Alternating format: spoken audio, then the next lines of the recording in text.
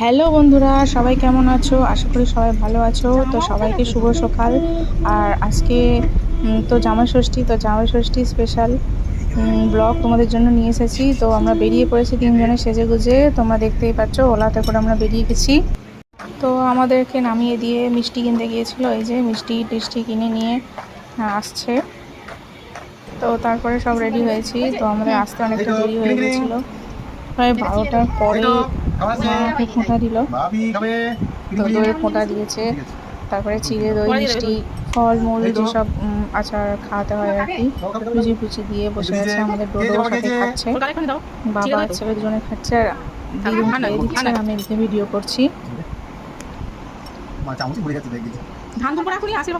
আমাদের ডোডো এটা প্রথম ষষ্ঠী, তো ও ভিডিওর মাধ্যমে পরে দেখে নিশ্চয়ই এনজয় করবে জিনিসটা। তো তারপরে 3:30 বেজে গেছিলো ভাত খেতে।